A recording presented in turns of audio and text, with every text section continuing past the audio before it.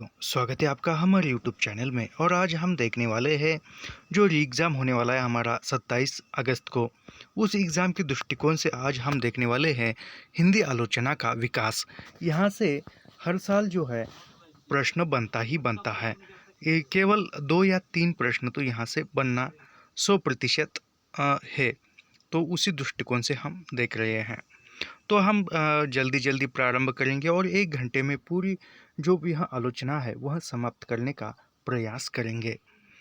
इसमें भारतेंदु युग, प्रथमतः भारतेंदु युग है। भारतेंदु हरिश्चंद्र को आधुनिक हिंदी का प्रथम आलोचक यानी आधुनिक हिंदी का प्रथम आलोचक भारतेंदु को माना जाता है। आधुनिक हिंदी का प्रथम सैद्धांतिक आलोचना भारतेंदु कृत नाटक 1883 को यानी ना भारतेंदु कृत यह नाटक एक निबंध है। उस निबंध का 1883 में प्रकाशित हुआ था और इस निबंध को सैद्धांतिक आलोचना माना जाता है, याद रखिए। डॉक्टर बच्चन सिंह ने लिखा है। भट्ट जी हिंदी के पहले आलोचक हैं और स्वयंगीता स्वयंवर पर लिखी गई उनकी आलोचना पहली आलोचना 1886 यानी डॉक्टर बच्चन सिंह ने भट्ट जी ने जो आलोचना की थी स्वयंगीता स्वयंवर पर लिखी उनकी आलोचना जो थी वह उनकी पहली आलोचना 1886 की है, याद रखिए। बालकृष्ण भट्ट ने सन 1886 में हिंदी प्रदीप में लाला श्रीनिवास दास कृत स्वयंगीता स्वयंवर नाटक का सच्ची समालोचना शीर्षक से आलोचना की थी। यानी यह आजकल ऐसे सीधे प्रश्न नहीं पूछेगा, घुमा फिरा कर पूछेगा। बालकृष्ण भट्ट यानी यहाँ पर भट्ट जी ने यानी ये बालकृष्ण भट्ट के बारे में बच्चन सिंह ने कहा है। तो बालकृष्ण भट्ट ने सन 1886 में हिंदी प्रदीप में यानी जो हिंदी प्रदीप जो पत्रिका थी उसमें लाला श्रीनिवास दास कृत यानी लाला श्रीनिवास दास का कौन सा ग्रंथ है स्वयंगीता स्वयंवर, ये नाटक का यानी स्वयंगीता स्वयंवर क्या है तो एक नाटक है। इस नाटक का सच्ची समालोचना यानी इस नाटक का सच्ची समालोचना शीर्षक से एक आलोचना की थी और वह हिंदी प्रदीप में 1886 में प्रकाशित हुई थी। बालकृष्ण भट्ट को आधुनिक हिंदी में व्यावहारिक आलोचना का जनक माना जाता है। यानी आधुनिक हिंदी का आलोचक भारतेंदु हरिश्चंद्र और व्यावहारिक हिंदी का व्यावहारिक आलोचना का जनक बालकृष्ण भट्ट को माना जाता है, याद रखिए। बद्री नारायण चौधरी प्रेमघन ने आनंद कादम्बनी में सन 1885 में बाबू गदाधर सिंह कृत बंग विजेता नामक बांग्ला उपन्यास के अनुवाद की आलोचना की।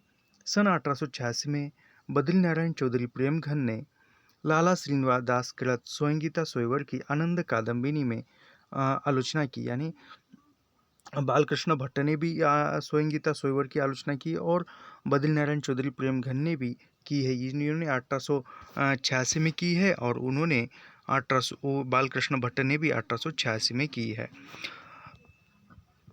आचार्य रामचंद्र शुक्ल ने लिखा है। अभी शुक्ल का कथन इम्पोर्टेंट है। आचार्य रामचंद्र शुक्ल ने लिखा है, समालोचना का सूत्रपात हिंदी में एक प्रकार से भट्ट जी और चौधरी साहब ने ही किया। यानी रामचंद्र शुक्ल मानते हैं कि समालोचना का जो सूत्रपात है वह समालोचना का सूत्रपात हिंदी में भट्ट जी और चौधरी साहब ने किया है, याद रखिए। हम ज़्यादा स्पीड से चलने का प्रयास करेंगे क्योंकि अभी 27 को एग्ज़ाम है, आज 24 तारीख है, तो 2 ही दिन बचे हैं, 2-3 दिन। तो यहाँ पर है अगला है द्विवेदी युग। आचार्य महावीर प्रसाद द्विवेदी को हिंदी का प्रथम लोकवादी आचार्य माना जाता है। यानी मिलान कीजिए में आ सकता है भारतेंदु आलोचना का जनक, फिर उसके बाद बालकृष्ण भट्ट ये आ जाएगा। और महावीर प्रसाद द्विवेदी को लोकवादी आलोचक माना जाता है, लोकवादी आचार्य माना जाता है, याद रखिए। आधुनिक हिंदी आलोचना में तुलनात्मक आलोचना का जनक पद्म सिंह शर्मा को माना जाता है। यह पूछा गया है तुलनात्मक आलोचना का आधुनिक हिंदी साहित्य में, यानी आधुनिक हिंदी साहित्य में तुलनात्मक आलोचना का जनक जो है वह पद्म सिंह शर्मा को माना जाता है। सर्वप्रथम 1907 की सरस्वती में पद्म सिंह शर्मा ने बिहारी और पारसी की शादी की तुलनात्मक आलोचना की थी, याद रखिए। सन 1910 में मिश्र बंधुओं ने सन 1910 में मिश्र बंधुओं ने प्रसिद्ध आलोचना ग्रंथ हिंदी नवरत्न की रचना की। यानी 1910 में हिंदी नवरत्न की रचना किसने की थी? 1910 में मिश्र बंधुओं ने की थी तुलनात्मक आलोचना में। हिंदी नवरत्न में अभी यहाँ ये पूछा जा सकता है प्रश्न कि हिंदी नवरत्न में कौन कौन से शामिल रत्न थे या किस किस को मिश्र बंधु ने नवरत्नों में शामिल किया। तो उसमें है गोस्वामी तुलसीदास, महात्मा सूरदास, महाकवि देवदत्त देव, महाकवि बिहारी लाल त्रिपाठी बंधु, भूषण और मतीराम, महाकवि केशवदास, महात्मा कबीरदास। एक मिनट।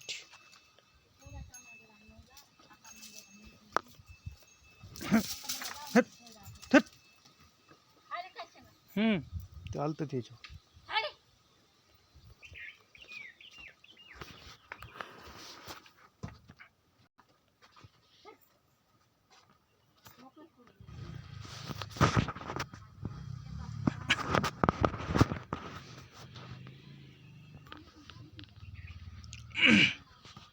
तो हिंदी नवरत्न में कौन कौन से रत्नों को शामिल किया था मिश्र बंधुओं ने? तो प्रथम जो था वह गोस्वामी तुलसीदास, महात्मा सूरदास, महाकवि देवदत्त देव, महाकवि बिहारी लाल त्रिपाठी बंधु, महाकवि केशवदास, महात्मा कबीरदास, महाकवि चंद्रवरदाई, भारतेंदु बाबू हरिश्चंद्र। हिंदी नवरत्न में मिश्र बंधुओं ने सर्वप्रथम देवबड़े की बिहारी विवाद को प्रारंभ किया। यानी देवबड़े की बिहारी, इस विवाद को किसने प्रारंभ किया? तो मिश्र बंधु ने प्रारंभ किया, याद रखिए। इन्होंने देव की श्रेष्ठ यानी मिश्र बंधु ने नवरत्नों में बिहारी बड़े की देव को बड़े मानने वाले में भी मिश्र बंधु है, याद रखिए। और सूर्य के समकक्ष स्थान दिया है। देव बड़े की बिहारी बड़े, इस विवाद में भाग लेने वाले आलोचक कौन कौन से हैं? तो वहाँ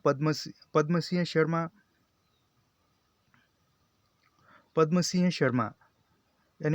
शर्मा बिहारी सत्सई तुलनात्मक अध्ययन 1918 में लिखा। इन्होंने पद्मसिंह शर्मा ने बिहारी को बड़ा माना। और कृष्ण बिहारी मिश्र, देव और बिहारी, यानी कृष्ण बिहारी मिश्र ने देव और बिहारी यह आलोचना की और इन्होंने देव को बड़ा माना। लाला भगवान दीन ने बिहारी और देव नामक आलोचना लिखी और इन्होंने बिहारी को बड़ा माना। पद्मसिंह शर्मा ने बिहारी को माना और लाला भगवान दीन ने बिहारी को बड़ा माना है। और कृष्ण बिहारी मिश्र ने देव को बड़ा माना है, याद रखिए। द्विवेदी युग में रीतिकालीन, अभी द्विवेदी युग में कुछ रीतिकालीन ग्रंथों की परंपरा, यानी द्विवेदी युग में रीतिकालीन लक्षण ग्रंथों की परंपरा में प्रकाशित होने वाले शास्त्रीय ग्रंथ, यानी द्विवेदी युग में जो लक्षण ग्रंथ थे उस परंपरा में शामिल कौन कौन से ग्रंथ थे? तो ज्वाला स्वरूप का रूप पिंगल था, प्रताप नारायण सिंह का रस सुकुमार था, जगन्नाथ प्रसाद भानु का काव्य प्रभाकर छंद प्रकाश था, जानकी प्रसाद का काव्य सुधाकर, कविराज मुरारी दान का जसवंत जसोभूषण था, जगन्नाथ दास रत्नाकर का घनाक्षरी रत्नाकर, याद रखिए यह जगन्नाथ दास रत्नाकर का घनाक्षरी रत्नाकर, लाला भगवान दीन का अलंकार मंजूषा व्यंग्यार्थ मंजूषा है, सीताराम शास्त्री का साहित्य सिद्धांत है, कन्हैया लाल पोद्दार का काव्य कल्पद्रुम और रस मंजरी अलंकार मंजरी, यह जो है ये कन्हैया लाल पोद्दार का काव्य कल्पद्रुम रस मंजरी अलंकार मंजरी है, याद रखिए। अर्जुन दास केडिया का भारत भूषण है, अयोध्या सिंह उपाध्याय का रस कलश 1931, सुखदेव बिहारी मिश्र का साहित्य पारिजात, बिहारी लाल भट्ट का साहित्य सागर, विश्वनाथ प्रसाद मिश्र का काव्यांग कौमुदी, रामदहीन मिश्र का काव्य दर्पण, याद रखिए। जगन्नाथ दास रत्नाकर करके ये पूछा हुआ है, पहले आ गया है। जगन्नाथ दास रत्नाकर ने पोप के एसे ऑन क्रिटिसिज्म का पद्यात्मक अनुवाद समालोचना दर्शक शीर्षक से किया है। हिंदी में शोध एवं अनुसंधान परक समीक्षा का विकास नागरी परिचालन पत्रिका से प्रकाश में आया। यानी हिंदी में शोध परक आलोचना या शोध परक समीक्षा का विकास का नागरी परिचालन पत्रिका से प्रकाश में आया, याद रखिए। यानी नागरी परिचालनी शोध परक समीक्षा का जो उद्भव है वह नागरी परिचालनी सभा से हुआ, जो कि इसके श्याम सुंदर दास के संपादक थे। सन 1921 में सर्वप्रथम काशी हिंदू विश्वविद्यालय में परा स्नातक एमए के पाठ्यक्रम में हिंदी को स्थान दिया। यानी स्नातकोत्तर में हिंदी को कब स्थान मिला? तो 1921 में काशी हिंदू विश्वविद्यालय में एमए के लिए स्नातकोत्तर में हिंदी को स्थान दिया गया। सन 1921 में काशी हिंदू विश्वविद्यालय में प्रथम बार हिंदी अध्यापक के रूप में बाबू श्याम सुंदर दास की नियुक्ति की। यानी सबसे प्रथम हिंदी के अध्यापक के रूप में 1921 में काशी हिंदू विश्वविद्यालय में श्याम सुंदर दास की नियुक्ति हुई। अध्ययन और विकास को प्रेरणा देने के उद्देश्य यानी हिंदी का अध्ययन और हिंदी का विकास करने के लिए इस उद्देश्य से श्याम सुंदर दास की हिंदी के अध्यापक के रूप में नियुक्ति की गई। डॉक्टर श्याम सुंदर दास के मार्गनिर्देशन में पीताम्बर दत्त बंडोताल ने हिंदी का प्रथम शोध हिंदी साहित्य में निर्गुण संप्रदाय शीर्षक लिखा। यानी सबसे प्रथम श्याम सुंदर दास के निर्देशन में पीताम्बर दत्त बंडोताल ने हिंदी साहित्य में पहला शोध लिखा। उसका नाम था हिंदी साहित्य में निर्गुण संप्रदाय शीर्षक से लिखा। हिंदी में एकेडमिक आलोचना, याद रखिए यह हिंदी में एकेडमिक आलोचना, अध्यापकीय आलोचना का सूत्रपात बाबू श्याम सुंदर दास ने किया। यानी हिंदी में एकेडमिक आलोचना का सूत्रपात किसने किया है? तो श्याम सुंदर दास ने किया है, याद रखिए। ये पूछा नहीं जाएगा लेकिन फिर भी हम यहाँ पर है तो पढ़ रहे हैं। रचनाओं में मिलान कीजिए, पूछा जा सकता है। श्याम सुंदर दास की प्रमुख आलोचनात्मक रचनाएं, ये याद रखिए। श्याम सुंदर दास की आलोचनात्मक रचनाएं, प्रकाशन यानी सही क्रम लगाइए, ऐसा प्रश्न पूछा जा सकता है। तो यहाँ पर साहित्य आलोचक 1922, भाषा विज्ञान 1923, हिंदी भाषा का विकास 1924, हिंदी भाषा और साहित्य 1930, रूपक रहस्य 1931, भाषा रहस्य 1935। यह जो है श्याम सुंदर दास की आलोचनात्मक कृतियाँ है। मैं फिर से पढ़ता हूँ और ये कालक्रम की दृष्टि से या प्रकाशन वर्ष की दृष्टि से सही क्रम पहचानी इसमें पूछा जा सकता है। साहित्य आलोचन यह 1922 में श्याम सुंदर दास की रचना है। भाषा विज्ञान 1923 में प्रकाशित है। हिंदी भाषा का विकास 1924 में प्रकाशित है। हिंदी भाषा और साहित्य 1930, रूपक रहस्य 1931, भाषा रहस्य 1935। आगे है शुक्ल युग। शुक्ल युग को ही विशुद्ध आलोचना शुक्ल युग को ही विशुद्ध आलोचना कहा जाता है। आचार्य रामचंद्र शुक्ल की प्रथम सैद्धांतिक आलोचना काव्य में रहस्यवाद, यानी रामचंद्र शुक्ल की प्रथम सैद्धांतिक आलोचनात्मक कृति कौन सी है? तो काव्य में रहस्यवाद है, जो 1929 में प्रकाशित निबंधों को माना जाता है, याद रखिए। रामचंद्र शुक्ल की प्रथम सैद्धांतिक आलोचनात्मक कृति कौन सी है? तो काव्य में रहस्यवाद है, और यह जो है 1929 में लिखा हुआ इनका निबंध है। आचार्य रामचंद्र शुक्ल की प्रमुख आलोचनात्मक कृतियाँ, अभी रामचंद्र शुक्ल की प्रमुख जो आलोचनात्मक कृतियाँ है वह कौन सी है? तो गोस्वामी तुलसीदास 1923, जायसी ग्रंथावली 1924, भ्रमर गीतसार 1925, रस मीमांसा 1949, याद रखिए। काफ़ी इंपॉर्टेंट है, यहाँ से पूछा जाने की काफ़ी संभावना बनती है। तो रामचंद्र शुक्ल की आलोचनात्मक कृतियाँ मैं फिर से पढ़ता हूँ। गोस्वामी तुलसीदास 1923 में प्रकाशित है, जायसी ग्रंथावली 1924 में प्रकाशित है, भ्रमर गीतसार 1925 और रस मीमांसा 1949। अगला है रस मीमांसा, आचार्य रामचंद्र शुक्ल की सैद्धांतिक आलोचना है, यानी रस मीमांसा यह सैद्धांतिक आलोचनात्मक कृति है शुक्ल की। आचार्य रामचंद्र शुक्ल ने आलोचना के क्षेत्र में विरुद्धों का सामंजस्य सिद्धांत प्रवर्तन किया है। यानी आलोचना दृष्टि में विरुद्धों का सामंजस्य, यह सिद्धांत किसने प्रवर्तन किया है? तो शुक्ल ने किया है। रामचंद्र शुक्ल आनंद की अभिव्यक्ति के आधार पर काव्य के दो विभाग मानते हैं। यानी आनंद की अभिव्यक्ति पर शुक्ल जी काव्य के दो विभाग पाड़ते हैं। आनंद की साधना अवस्था या प्रत्यक्ष पक्ष को लेकर चलने वाले, जैसे रामचरितमानस, पद्मावत, उत्तरार्ध, हमीर रासो, पृथ्वीराज रासो, छत्र प्रकाश इत्यादि प्रबंध काव्य हैं। आनंद की सिद्धावस्था, अभी आनंद की सिद्धावस्था से लेकर क्या कहते हैं? आनंद की सिद्धावस्था या उपभोग पक्ष को लेकर चलने वाले, जैसे सुरसागर, कृष्ण भक्त कवियों की पदावली, बिहारी सतसई, रीतिकाल के कवियों के फुटकल श्रृंगारिक पद, रास पंचायती इत्यादि वर्णात्मक काव्य हैं। आचार्य शुक्ल ने एक मिनट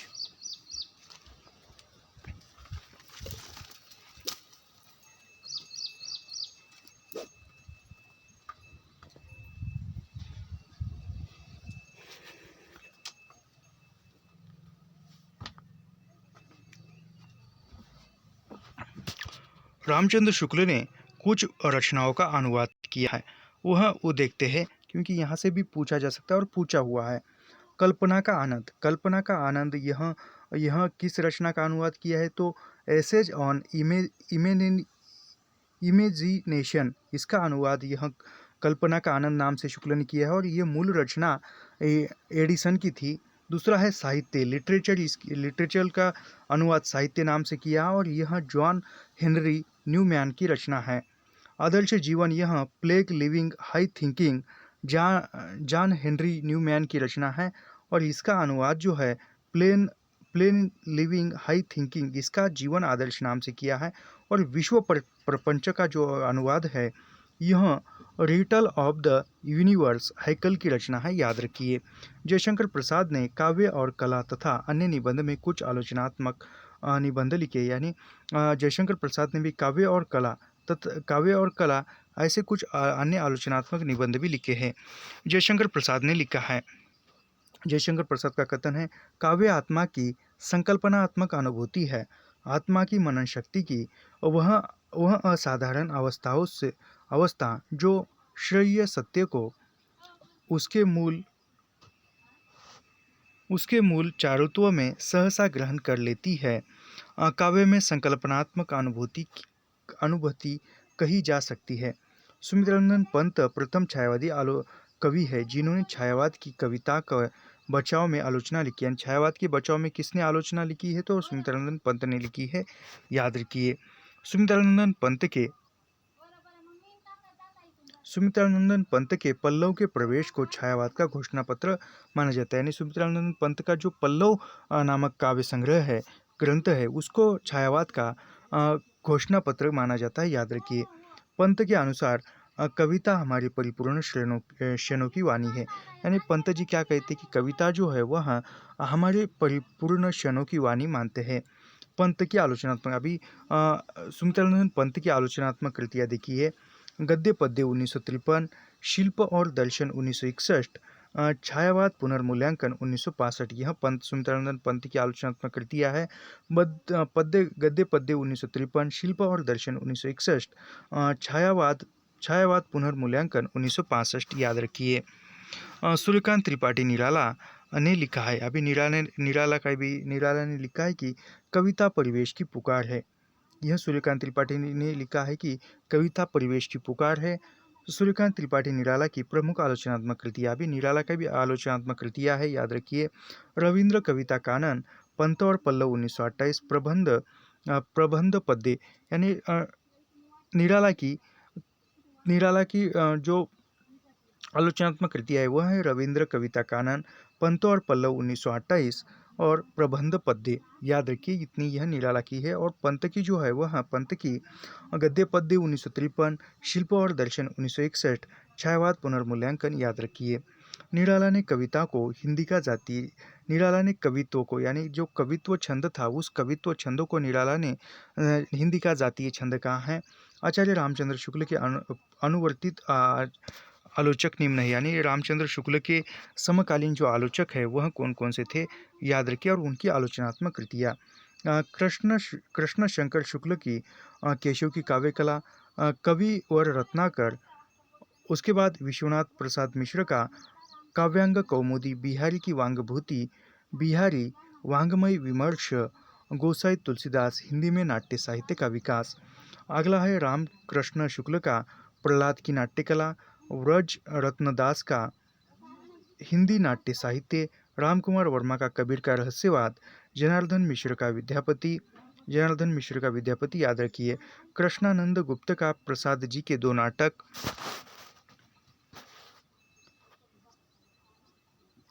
कृष्णानंद गुप्त जी का प्रसाद जी के दो नाटक, अखोरी गंगा प्रसाद का पद्माकर की काव्य साधना, भुवनेश्वर मिश्र का मीरा की प्रेम साधना, गिरिजा दत्त शुक्ल का महाकवि हरिओद, गुप्त जी की काव्यधारा, रामनाथ सुमन का प्रसाद जी की काव्य कला। शुक्ल युग के कुछ महत्वपूर्ण शास्त्रीय आलोचक, अभी शुक्ल युग के जो महत्वपूर्ण शास्त्रीय आलोचक थे वह भी देखेंगे।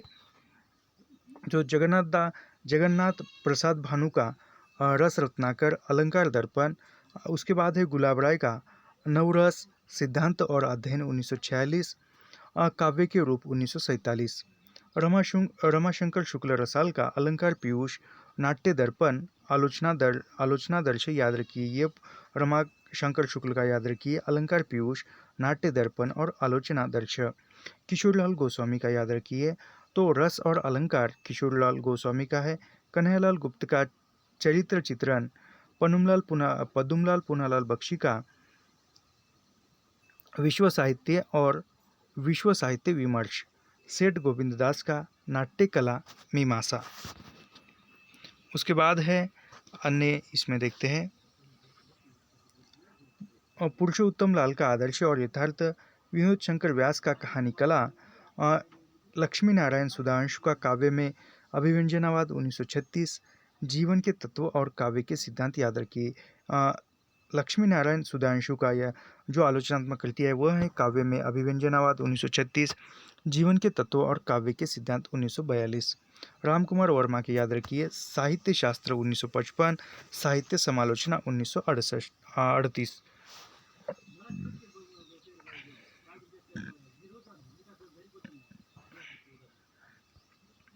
इसके बाद है शुक्ल उत्तर युग, यानी शुक्ल युग के बाद आचार्य शांतिप्रिय द्विवेदी महत्वपूर्ण प्रभाववादी आलोचक है, समीक्षक है, यानी शांतिप्रिय द्विवेदी यह जो है यह प्रभाववादी आलोचक समीक्षक माने जाते हैं, याद रखिए।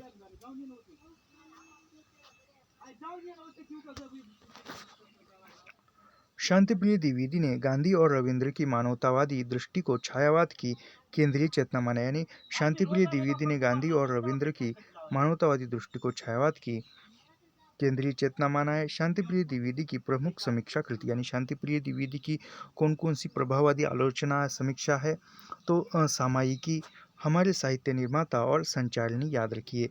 आचार्य नंद दुलारी वाजपेयी को समन्वयशील, स्वच्छंदतावादी एवं सौष्ठववादी आलोचक माना जाता है, यानी नंद दुलारी वाजपेयी को समन्वयशील, स्वच्छंदतावादी एवं सौष्ठववादी आलोचक माना जाता है, याद रखिए। नंद दुलारी वाजपेयी ने सर्वप्रथम छायावाद को मानवीय और सांस्कृतिक प्रेरणा के रूप में आख्यायित किया है। सबसे प्रथम मानवीय और सांस्कृतिक प्रेरणा के आख्यान में किसने छायावाद को ये किया है, व्याख्यायित किया है, तो नंद दुलारी वाजपेयी ने किया है, याद रखिए। नंद दुलारी वाजपेयी की प्रमुख नंद दुलारी वाजपेयी की आलोचनात्मक कृतियाँ देखते हैं। साहित्य 20वीं शताब्दी 1942, जयशंकर प्रसाद 1940, प्रेमचंद आधुनिक साहित्य 1950, महाकवि सूरदास 1952, महाकवि निराला 1965, नई कविता 1973, कवि सुमित्रानंद पंत 1976, रस सिद्धांत 1977, साहित्य का आधुनिक युग 1978, आधुनिक साहित्य सृजन और समीक्षा 1978, रीति और शैली 1979, नया साहित्य नए प्रश्न, याद रखिए यह हर साल पूछा जा सकता है और ये नंद दुलारी वाजपेयी इम्पोर्टेंट समीक्षक है। मैं फिर से इनकी आलोचनात्मक कृतियाँ पढ़ता हूँ। नंद दुलारी वाजपेयी की हिंदी साहित्य 20वीं शताब्दी 1942, और जयशंकर प्रसाद 1940, प्रेमचंद आधुनिक साहित्य 1950, महाकवि सूरदास 1952, महाकवि निराला 1965, नई कविता 1973, कवि सुमित्रानंद पंत 1976, रस सिद्धांत 1977, साहित्य का आधुनिक युग 1978, आधुनिक साहित्य सृजन और समीक्षा 1978, रीति और शैली 1979, नया साहित्य नए प्रश्न। यह नंद दुलारी वाजपेयी की आलोचनात्मक कृतियाँ है, याद रखिए, पूछा जा सकता है। उसके बाद है नगेंद्र। डॉक्टर नगेंद्र को रसवादी आलोचक माने जाते हैं। डॉक्टर नगेंद्र यह रसवादी आलोचक है, याद रखिए। और प्रभाववादी आलोचक है शांतिप्रिय द्विवेदी, याद रखिए। डॉक्टर नगेंद्र को रसवादी आलोचक माना जाता है। इनकी आलोचना में भारतीय और पाश्चात्य का समन्वय मिलता है, यानी किसकी आलोचना में भारतीय और पाश्चात्य का समन्वय मिलता है, तो नगेंद्र की आलोचना में, याद रखिए। अभी नगेंद्र की आलोचनात्मक कृतियाँ देखते हैं। नगेंद्र की आलोचनात्मक कृतियों, सुमित्रानंद पंत। नगेंद्र की आलोचनात्मक कृतियाँ देखिए। सुमित्रानंद पंत, साकेतिक अध्ययन, देव और उनकी कविता, रीति काव्य की भूमिका, राम की शक्ति पूजा, राम की शक्ति पूजा, यह निराला की कालजयी कविता, हिंदी साहित्य की प्रवृत्तियाँ। एक मिनट।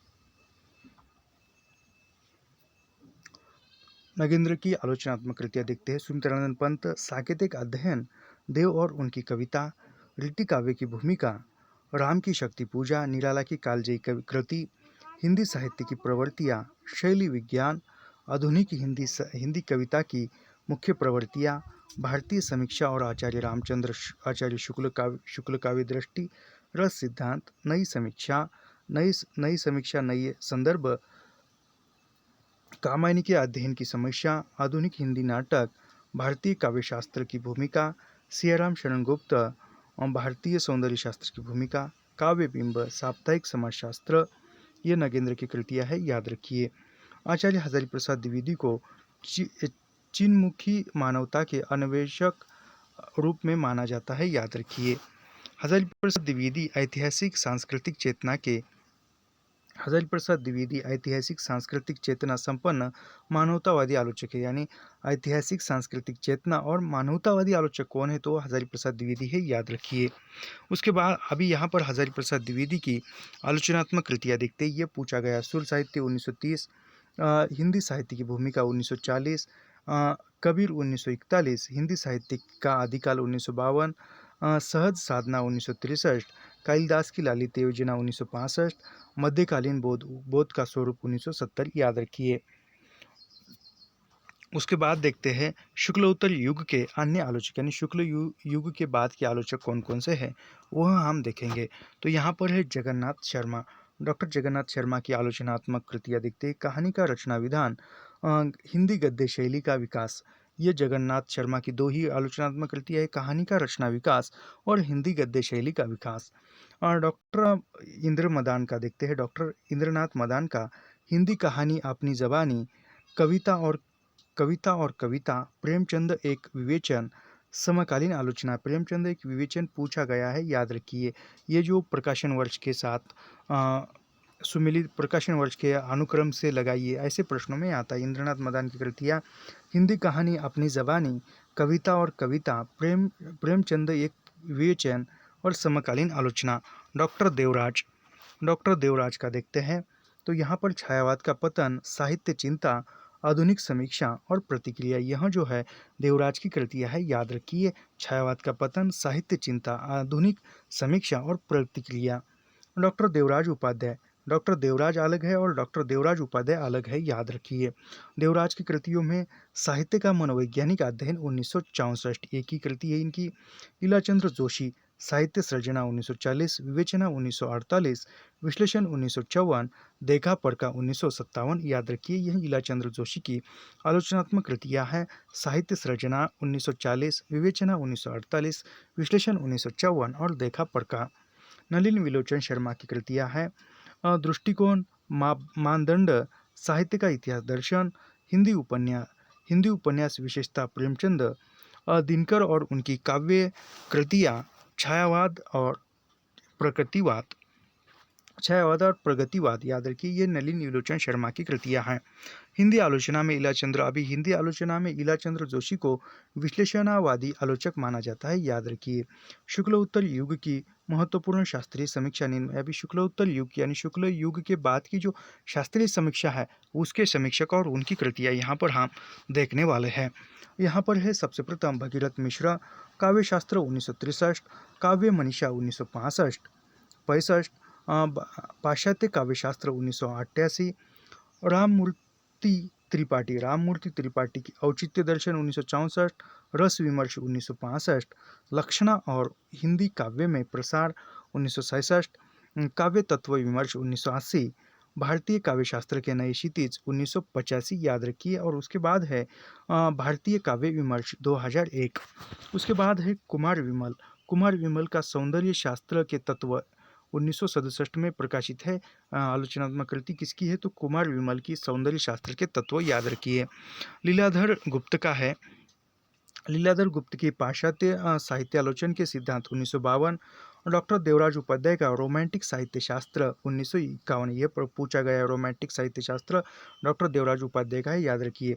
केसरी नारायण शुक्ल का पाश्चात्य काव्य शास्त्र, डॉक्टर रविंद्र सहाय वर्मा का पाश्चात्य साहित्य आलोचन और हिंदी पर उनका प्रभाव, जगदीश चंद्र जैन का पाश्चात्य समीक्षा दर्शन 1969।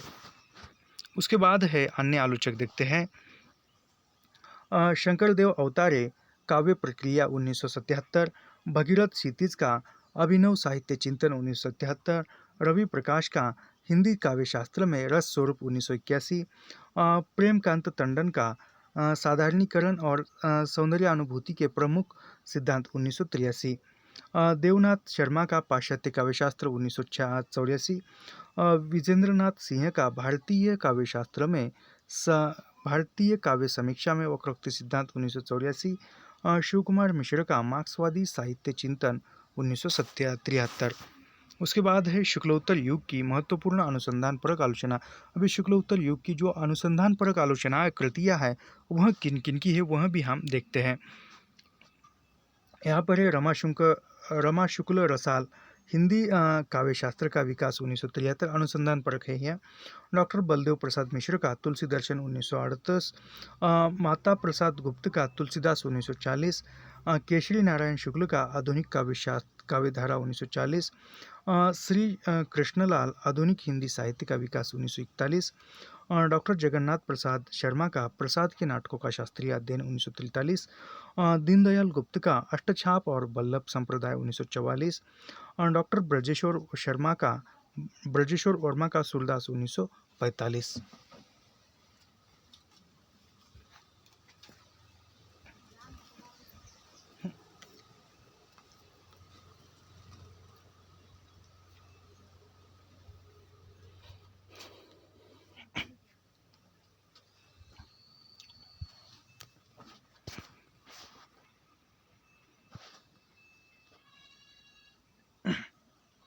लक्ष्मी सागर वार्ष्णेय का हिंदी साहित्य और उनकी सांस्कृतिक भूमिका, आधुनिक हिंदी साहित्य 1940। याद रखिए लक्ष्मी सागर वार्ष्णेय की कृतियाँ। कमल किशोर गोयनका प्रेमचंद का जीवन 1984, डॉक्टर भगीरथ मिश्र का हिंदी काव्यशास्त्र का इतिहास 1947, डॉक्टर कामिल बुल्के रामकथा उत्पत्ति और विकास। याद रखिए 1949 यह पूछा जा सकता है। हीरालाल दीक्षित का आचार्य केशव 1950, भोलाशंकर व्यास का धनी संप्रदाय और उनके सिद्धांत 1952, धर्मवीर भारती का सिद्ध साहित्य 1953। याद रखिए यह धर्मवीर भारती का सिद्ध साहित्य।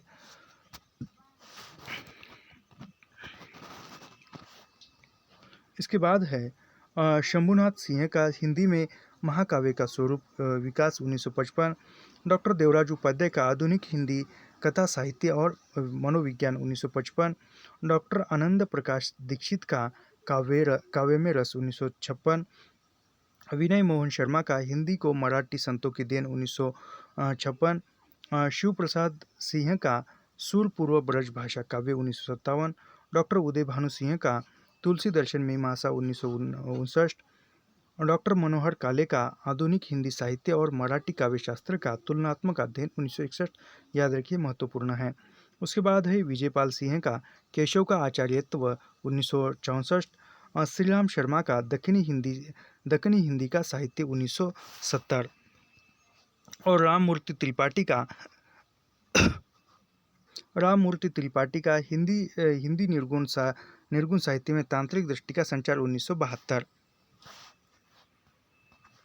उसके बाद देखते हैं मार्क्सवादी या प्रगतिवादी आलोचना।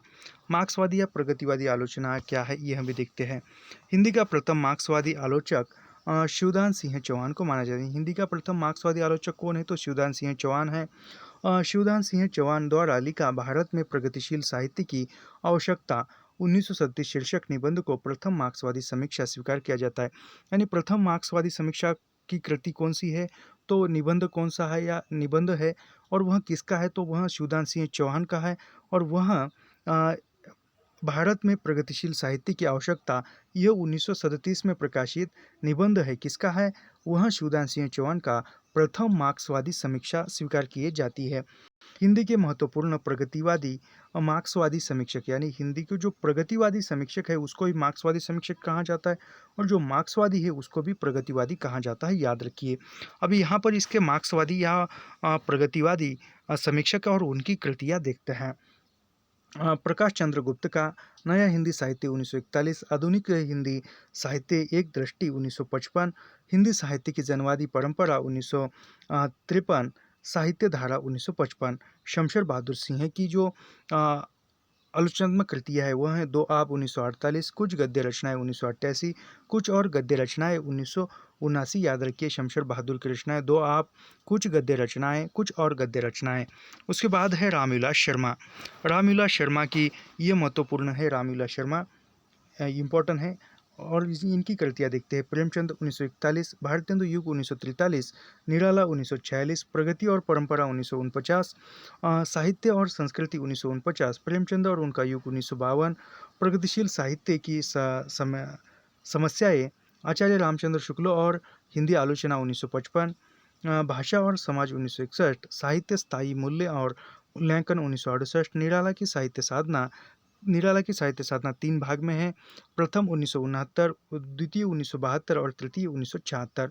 भारतेंदु युग और हिंदी साहित्य की विकास परंपरा 1975, महावीर प्रसाद द्विवेदी और हिंदी नवजागरण 1973, नई कविता और अस्तित्ववाद 1978, हिंदी जाति का साहित्य 1986, भारतीय सौंदर्य बोध और तुलसीदास 2001। उसके बाद है मुक्तिबोध की रचनाएं। मुक्तिबोध भी इम्पोर्टेंट है आलोचकों में। मुक्तिबोध की है कामायनी एक पुनर्मूल्यांकन, कामायनी एक पुनर्विचार, यह 1961 में है। नई कविता का आत्मसंघर्ष तथा अन्य निबंध 1964, नए साहित्य का सौंदर्य शास्त्र 1971। मुक्तिबोध की तीन ही आलोचनात्मक कृति है, उसमें कामायनी एक पुनर्विचार, नई कविता का आत्मसंघर्ष तथा अन्य निबंध, उसके बाद नए साहित्य का सौंदर्य शास्त्र। याद रखिए। शिवदान सिंह चौहान का है प्रगतिवाद 1964, साहित्य की परख 1946, हिंदी साहित्य के 80 वर्ष 1954, साहित्य अनुशीलन 1955, आलोचना के मान 1958, साहित्य की समस्याएं 1958, परिप्रेक्ष्य को सही करते हुए 1999। उसके बाद है नेमिचंद्र जैन। नेमिचंद्र जैन की रचनाएं है अधूरी साक्षात्कार 1967, रंग दर्शन 1967, बदलते परिप्रेक्ष्य 1968, जनतांत्रिक 1981, भारतीय नाट्य परंपरा 1979 और दृश्य अदृश्य 1993, रंग परंपरा 1996, रंग कर्म की भाषा 1996, तीसरा पाठ 1998। उसके बाद है अमृत राय। एक मिनट, एसिडिटी का प्रॉब्लम। नई समीक्षा 1943, सहचिंतन 1967, आधुनिक भावबोध की संज्ञा 1972, विचारधारा और साहित्य 1984। रांगे राघव। अभी रांगे राघव की महत्वपूर्ण कृतियाँ हैं यहाँ पर। रांगे राघव की कृतियों में आधुनिक हिंदी कविता में विषय और शैली 1962, आधुनिक हिंदी कविता में प्रेम और श्रृंगार 1961, काव्य कला और शास्त्र 1955, प्रगतिशील साहित्य के मानदंड 1954। उसके बाद है समीक्षा और आदर्श 1955, काव्य यथार्थ और प्रगति 1955, काव्य के मूल विवेचन। नाम और सिंह इम्पोर्टेंट है, अभी नाम और सिंह के देखेंगे और ये इम्पोर्टेंट है नाम और सिंह की। नाम और सिंह हिंदी के विकास में अपभ्रंश का योग 1952, छायावाद 1955, इतिहास और आलोचना 1957, आधुनिक साहित्य की प्रवृत्तियाँ 1962, कहानी नई कहानी 1962, कविता के नए प्रतिमान 1968, दूसरी परंपरा की खोज 1982। यह हमारे अन्य गतिविधा में सम्मिलित है। यह दूसरी परंपरा की खोज। वाद विवाद संवाद 1979, आलोचक के मुख से 2005। उसके बाद है विश्वम्भरनाथ उपाध्याय। विश्वम्भरनाथ उपाध्याय की रचनाओं में पंत जी का नूतन काव्य दर्शन 1955, हिंदी की दार्शनिक पृष्ठभूमि 1957, निराला की साहित्य साधना 1958, आधुनिक कविता सिद्धांत और समीक्षा 1960, कबीरदास 1961, समकालीन सिद्धांत और साहित्य 1973, समकालीन कविता की भूमिका 1973, उजले और उबलते प्रश्न 1976, स्वतंत्र उत्तर कथा साहित्य 1978। उसके बाद है भारतीय काव्यशास्त्र का द्वंद्वात्मक आलोचक में अध्ययन 1980, मीमांसा और पुनर्मूल्यांकन 1986, समकालीन मार्क्सवाद 1987, सिद्ध सरहपा 2004, भारतीय काव्यशास्त्र का इतिहास 2005। यह जो थी विश्वम्भरनाथ उपाध्याय की रचनाएं थी। उसके बाद है रमेश कुंतल मेघ, इसकी आलोचनात्मक कृतियाँ, और मिथक और स्वप्न, कामायनी एक मन सौंदर्य, सामाजिक भूमिका 1962, आधुनिक बोध और आधुनिकीकरण 1969, मध्यकालीन रस दर्शन और समकालीन सौंदर्यबोध 1968, तुलसीदास आधुनिक वातायन से 1973, कला शास्त्र और मध्यकालीन भाषिक क्रांतियाँ, सौंदर्य मूल और मूल्यांकन 1975, क्योंकि समय एक शब्द है 1975, क्योंकि एक शब्द समय एक शब्द है, यह पूछा हुआ है। अ, अथा तो सौंदर्य जिज्ञासा 1977, साक्षी है सौंदर्य प्रशासनिक 1980, और उसके बाद कामायनी पर नई किताब। उसके बाद है शिव कुमार मिश्र। शिव कुमार मिश्र की कृतियाँ हैं कामायनी और प्रसाद की कविता गंगा 1954, वृंदावनलाल वर्मा उपन्यास और कला 1956, नया हिंदी काव्य 1962, आधुनिक कविता और युग दृष्टि 1967, प्रगतिवाद 1966, मार्क्सवादी साहित्य चिंतन इतिहास और सिद्धांत 1973, यथार्थवाद 1975, साहित्य और सामाजिक संदर्भ 1977, प्रेमचंद विरासत का सवाल 1981, भक्ति काव्य और लोक जीवन 1983, हिंदी आलोचना की परंपरा और आचार्य रामचंद्र शुक्ल 1986।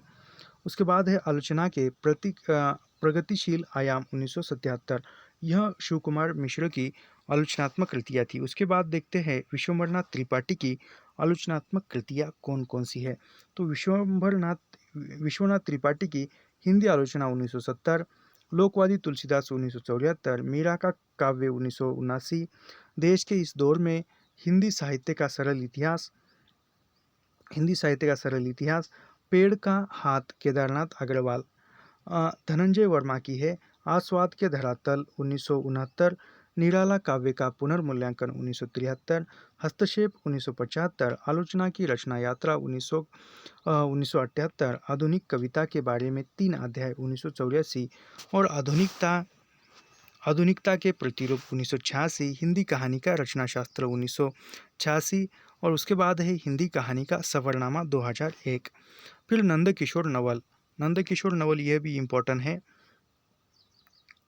कविता नंद किशोर नवल की कृतियों में कविता की मुक्ति 1980, हिंदी आलोचना का विकास 1981, प्रेमचंद का सौंदर्य शास्त्र 1982, शब्द जहाँ सक्रिय है 1984, यथा प्रसंग 1992, मुक्तिबोध ज्ञान और संवेदना 1993, समकालीन काव्य यात्रा 1984, दृश्यालेख 1995, निराला कृति से साक्षात्कार 2 भाग 1977 और 2000, और रचना का पक्ष 2000, शताब्दी की कविता 2001, और पार्श्व छवि 2002, निराला काव्य की छवियाँ 2002, कविता पहचान का संकट 2006, और तुलसीदास। ये नंदकिशोर नवल की कृतियाँ थी। अभी मैनेजर पांडे इम्पोर्टेंट है।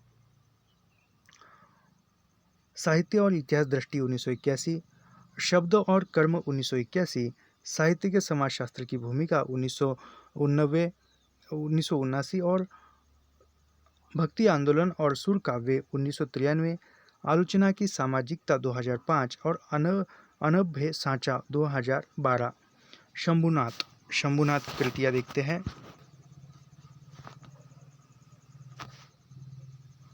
शंभुनाथ की कृतियों में दिनकर कुछ पुनर्विचार 1976, साहित्य जनसंघर्ष 1980, तीसरा यथार्थ 1984, मिथक और आधुनिक कविता 1985, बौद्धिक उपनिवेशवाद की चुनौती और रामचंद्र शुक्ल 1988, प्रेमचंद का पुनर्मूल्यांकन 1988, दूसरे नवजागरण की ओर 1993। शंभुनाथ की कृति है महत्वपूर्ण है दूसरे नवजागरण की ओर 1993, धर्म का दुखांत 2000, हिंदी नवजागरण और संस्कृति 2004, सभ्यता से संवाद 2008।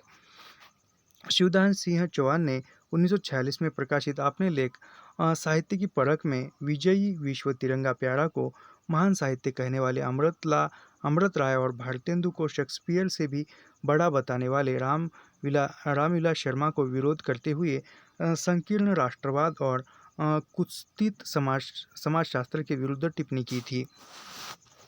रामविलास शर्मा की आलोचनाओं को ध्वस्तात्मक आलोचना यानी रामविलास शर्मा की आलोचना कृतियों को या आलोचना को ध्वस्तात्मक आलोचना कहा जाता है, याद रखिए। इसके बाद है नई समीक्षा। नई समीक्षा क्या है? तो नई समीक्षा आधुनिक भावबोध से संप्रत है, यानी आधुनिक भावबोध से ओतप्रोत है नई समीक्षा।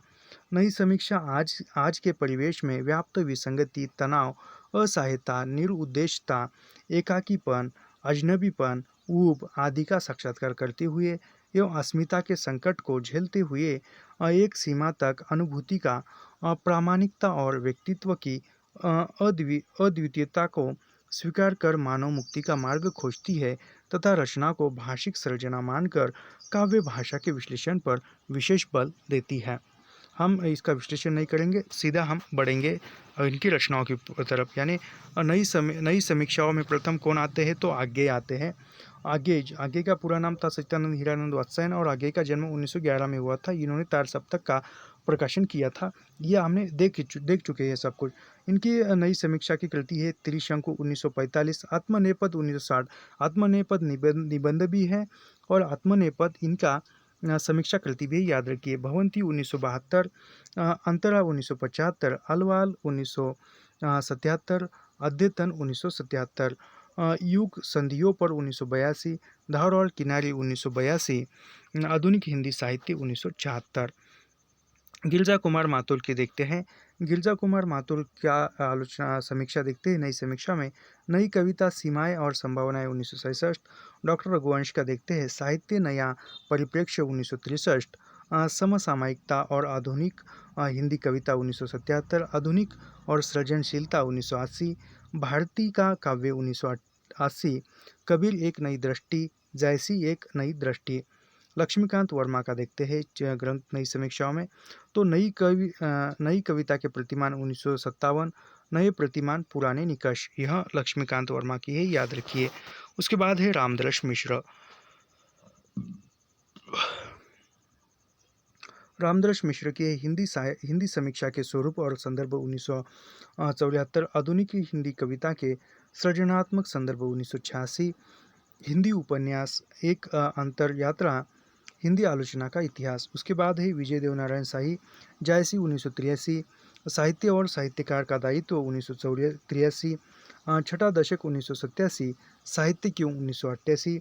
जगदीश गुप्त की रचनाएं हैं नई कविता शक्ति और सीमा, नई कविता स्वरूप और समस्याएं। उसके बाद देखते हैं रामस्वरूप चतुर्वेदी। रामस्वरूप चतुर्वेदी की रचनाएं काफ़ी इंपॉर्टेंट है, याद रखिए। रामस्वरूप नई आलोचना में देखते हैं रामस्वरूप की। हिंदी नवलेखन 1960, भाषा और संवेदना 1964, आगे और आधुनिक रचना की समस्या 1968, हिंदी साहित्य की अधुनातन प्रवृत्तियाँ 1969, कामायनी का पुनर्मूल्यांकन 1970, मध्यकालीन काव्य भाषा 1974, कविता यात्रा रत्नाकर से आगे तक 1976, सृजन और भाषिक संरचना 1980, इतिहास और आलोचक दृष्टि 1982, हिंदी साहित्य और संवेदना का विकास 1986, काव्य भाषा पर 3 निबंध 1979, प्रसाद निराला आगे 1979, कविता का पक्ष 1994, हिंदी गद्य विन्यास और विकास 1996, आधुनिक कविता यात्रा 1998, रामचंद्र शुक्ल आलोचना का अर्थ और अर्थ की आलोचना 2001, भक्ति काव्य यात्रा 2002। यह जो है यह रामस्वरूप चतुर्वेदी की रचनाएं थी, इम्पोर्टेंट है, याद रखिए। इसके बाद देखते हैं चंद्रकांत महादेव वांदिवडेकर। चंद्रकांत महादेव वांदिवडेकर, इन पर कभी पूछा नहीं है लेकिन पूछा जा सकता है। हिंदी और मराठी के सामाजिक उपन्यासों का तुलनात्मक अध्ययन 1960, आगे की कविता एक पुनर्मूल्यांकन 1971, हिंदी उपन्यास स्थिति और गति 1977, कविता की तलाश 1983, जयेंद्र के उपन्यास मर्म की तलाश 1984, आधुनिक हिंदी उपन्यास सृजन और आलोचना 1985, कथाकार आगे 1993, चंद्रकांत देवतले की कविता का स्वभाव 1995। उसके बाद है मलयज की कृतियाँ देखते हैं। कविता से साक्षात्कार 1979, संवाद और एकलाप 1984, रामचंद्र शुक्ल 1987। परमानंद श्रीवास्तव की कृतियाँ देखते हैं। नई कविता का परिप्रेक्ष्य 1986, कवि कर्म और काव्य भाषा 1975, उपन्यास का यथार्थ और रचनात्मक भाषा 1976, समकालीन कविता का व्याकरण 1980, शब्द और मनुष्य 1988, समकालीन कविता का यथार्थ 1988, उपन्यास का पुनर्जन्म 1995, कविता का अर्थात 1999, कविता का उत्तर जीवन 2004, अंधेरे कुएं से आवाज़ 2005 और दूसरा सौंदर्य शास्त्र क्यों, ये 2005। याद रखिए दूसरा सौंदर्य शास्त्र क्यों, यह परमानंद श्रीवास्तव की रचना है, याद रखिए। उसके बाद है रमेश चंद्र शाह। रमेश चंद्र शाह की रचनाओं में छायावाद की प्रासंगिकता 1973, समांतरण 1973, वांगार्थ 1981, सबद निरंतर 1987, भूलने के विरुद्ध 1990, आज्ञे वांग्यार्थ का वैभव 1995, आलोचना का पक्ष 1998। उसके बाद है प्रभाकर क्षत्रिय। प्रभाकर क्षत्रिय की रचनाएं देखते हैं। सुमन मनुष्य और सृष्टा 1972, प्रसाद का साहित्य प्रेम तात्विक दृष्टि 1975, कविता की तीसरी आंख 1980, संवाद 1982, काल यात्री है कविता 1982, रचना एक यातना है 1985, अतीत के हंस मैथिली शरण गुप्त 1988, जयशंकर प्रसाद की प्रासंगिकता 1990, मेघदूत एक अंतरयात्रा 1996, शमशेर बहादुर सिंह 1997, नरेश मेहता 2003, कवि परंपरा तुलसी से त्रिलोचन 2006 और मतीराम 2008। उसके बाद है विश्वम्भरनाथ प्रसाद तिवारी।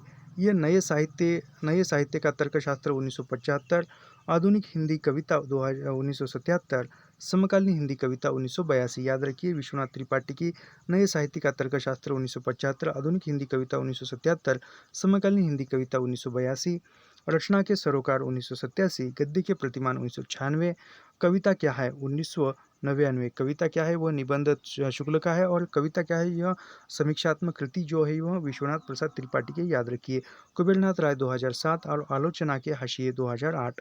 अशोक वाजपेयी की कृतियाँ देखते हैं। तो अशोक वाजपेयी की कृतियों में फिलहाल 1970, कुछ पूर्वग्रह 1984, कविता का गल्प 1997, कवि कह गया है 2000, वीर भारत तलवार की रस्साकशी, सामना रामविलास शर्मा की विवेचना पद्धति और मार्क्सवाद, नंदकिशोर आचार्य की कृतियाँ आगे की काव्य तीर्थार्षा 1970 और रचना का सच 1985, सृजक का मन 1979, अनुभव का भव 1994 और साहित्य का स्वभाव 2001। उसके बाद है राजेंद्र यादव।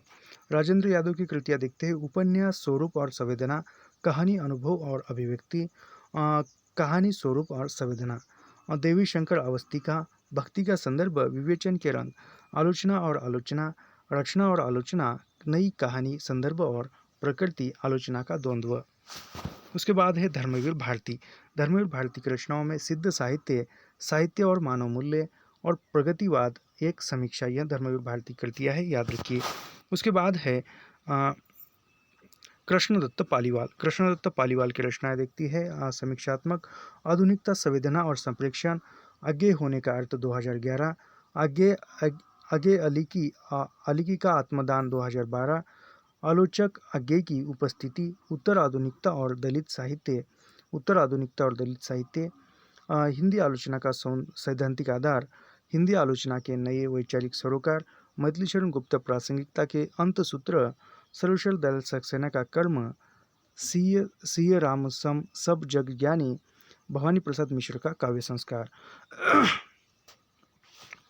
उसके बाद देखते हैं नरेंद्र मोहन। नरेंद्र मोहन की कृतियों में समकालीन हिंदी नाटक और रंगमंच, समकालीन कविता के बारे में, ये इंपॉर्टेंट है, याद रखिए। कुमार विमल की सौंदर्य शास्त्र के तत्व, छायावाद का सौंदर्य शास्त्रीय अध्ययन और कला विवेचन। नरेश मेहता की कृति मुक्तिबोध एक अवधूत कविता, शब्द पुरुष आज्ञे, काव्य का वैष्णव व्यक्तित्व और काव्यात्मकता का दिक्काल। उसके बाद है विष्णुकांत। ये हम थोड़ा सा छोड़ देते हैं, जो इम्पोर्टेंट है वही देखेंगे, क्योंकि 1 घंटे की ही हम क्लास यहाँ पर रिकॉर्ड कर सकते हैं। कितने पेज बचे हैं, तो यहाँ पर हम ये देखेंगे। स्त्री आलोचना, स्त्री विमर्श आलोचना में देखते हैं। प्रभा खेतान की उपनिवेश में स्त्री, अल्बेयर कामू वह पहला आदमी, अनामिका की स्त्री आलोचना देखते हैं। स्त्रीत्व का मानचित्र, उत्तर गाथा, मौसम बदलने की आहट, मन मांझने की ज़रूरत और स्त्री विमर्श का लोक पक्ष। उसके बाद मृणाल पांडे की देखते हैं परिधि पर स्त्री, स्त्री लंबा सफर 2012, स्त्री देश की राजनीति से देह की राजनीति तक, ओ ओ ऊपरी भारतीय स्त्री का प्रजनन और यौन जीवन जहाँ औरतें गढ़ी जाती है। कात्यायनी का है दुर्ग द्वार पर दस्तक, कमला सिंघवी का है आधुनिक परिप्रेक्ष्य में स्त्री 2011, दिव्या जैन का है हवा की बेटी, शमा शर्मा का है सती का समय, स्त्रीत्व विमर्श समाज और साहित्य, नासिरा शर्मा का है औरत के लिए औरत और पुष्पा मैत्री की है खुली खिड़कियाँ, सुनो मालिक सुनो, तब्दील निगाहें 2012, और राधा कुमारी का है स्त्री संघर्ष का इतिहास, रमनिका गुप्ता का है स्त्री मुक्ति संघर्ष और इतिहास, और रोहिणी अग्रवाल का है स्त्री लेखन, स्वप्न और संकल्प, इति वृत्त की संचेतना और स्वरूप, समकालीन कथा साहित्य, सरहदें और सरोकार, नूतन सिन्हा का है सांप्रदायिक दंगे और नारी, ममता कालिया का है खाटू घरेलू औरत, और गीता श्री का है नागपाश में स्त्री, सपनों की मंडी, स्त्री आकांक्षा के मानचित्र, इलिना सेन का है संघर्ष के बीच, मनीषा का है हम सभ्य औरतें, औरत और औरत अंग, सरला मेहता का है नारी प्रश्न, समान नागरिक संहिता, और रंजना अरकते का है कवियों का कवि शमशेर, रजना अरगड़े कवियों का कवि शमशेर, याद रखिए इम्पोर्टेंट है। निर्मला जैन का है रस सिद्धांत और सौंदर्य शास्त्र, कविता का प्रति संस्कार, और हिंदी आलोचना की 20वीं सदी। उसके बाद आप स्त्रीवादी पुरुष आलोचक कौन है, तो इसमें है राजेंद्र यादव, अरविंद जैन और सुधीर परचोई, उपेंद्रनाथ आश्क, जगदीश्वर चतुर्वेदी और दुष्यंत, यह थे, याद रखिए। इसमें राजेंद्र यादव की आदमी की निगाहों में औरत उत्तर कथा, अतीत होती सदी और स्त्री का भविष्य, यह राजेंद्र यादव की है। उसके बाद है अरविंद जैन की औरत होने की सज़ा, बचपन से बलात्कार और औरत अस्तित्व और अस्मिता, सुधीर पचौसी की है नारी देह के विमर्श, उपेंद्रनाथ आश्क का है अधीन जमीन, और जगदीश्वर चतुर्वेदी का स्त्रीवादी साहित्य विमर्श, और दुष्यंत का है स्त्रियां पर्दे से राजनीति तक, प्रजातंत्र तक 2012। अभी यहाँ पर दलित समीक्षा देखते हैं। दलित समीक्षा थोड़ी ही है, हो सकेगा या नहीं पता नहीं, लेकिन फिर भी कोशिश करते हैं, नहीं हुआ तो मैं एक शॉर्ट वीडियो में इस पर अपलोड कर दूंगा। तो दलित विमर्श में देखते हैं कवल भारती का दलित विमर्श की भूमिका, दलित धम्म विजय। उसके बाद है माता प्रसाद का हिंदी काव्य में दलित काव्यधारा 1993, अंतहीन बेड़िया, और रजत रानी मीनू का है 90 दशक की हिंदी दलित कविता, शौरा सिंह बेचैन का हिंदी की दलित पत्रकारिता पर अंबेडकर का प्रभाव, धर्मवीर भारती का है प्रेमचंद की नीली आंखें, कबीर डॉक्टर हजारी प्रसाद द्विवेदी का प्रतीक्षित चिंतन, कबीर और रामानंद की किंवदंतियाँ, कबीर बाज भी कपोत भी पपीहा भी, कबीर के आलोचक, कबीर के कुछ और आलोचक, कबीर सूत न कपास, अशोक वाजपेयी, प्रेमचंद सामंत का मुंशी, दलित चिंतन का विकास, भी सप्त चिंतन से इतिहास चिंतन की ओर, यह जो है यह धर्मवीर की आलोचनात्मक कृतियाँ थी। उसके बाद है जयप्रकाश करमन जाति एक विमर्श 1999। उसके बाद है सोहन लाल सुमना अक्षर विश्व धरातल पर दलित साहित्य 1999। दयानंद बटोही का साहित्य और सामाजिक क्रांति 1999। उसके बाद है तेज सिंह का आज का दलित साहित्य 2000। उसके बाद है ओम प्रकाश वाल्मीकि का दलित साहित्य का सौंदर्य शास्त्र, याद रखिए ये ओम प्रकाश वाल्मीकि का इम्पोर्टेंट है, दलित साहित्य का सौंदर्य शास्त्र। उसके बाद है थोड़ा सा समय बचा है 1 घंटे में, तो इसमें हम यह 2-3 हो सके तो देखेंगे। दिनेश राम का है दलित मुक्ति का प्रश्न और दलित साहित्य, तेजस्वी कुट्टी मणि का है भारतीय दलित साहित्य एक विचार 2002, देवेंद्र चौबती साहित्यिक आधुनिक साहित्य में दलित विमर्श, और बाबूराव गुलाब का है दलित साहित्य आज का क्रांति, और रमनिका गुप्ता का है शोर और नई कविता हो गया हमारा। और जो है यह हमने देखे है पूरे समीक्षा जो है पूरी आलोचना है वह देखी है जो री एग्ज़ाम के दृष्टिकोण से, और कभी भी यह सभी एग्ज़ाम में पूछे जा सकते हैं। तो ऐसे ही अध्ययन करने के लिए हमारे चैनल को सब्सक्राइब कीजिए, लाइक कीजिए और शेयर करना मत भूलिए। मिलते हैं नेक्स्ट वीडियो में। धन्यवाद।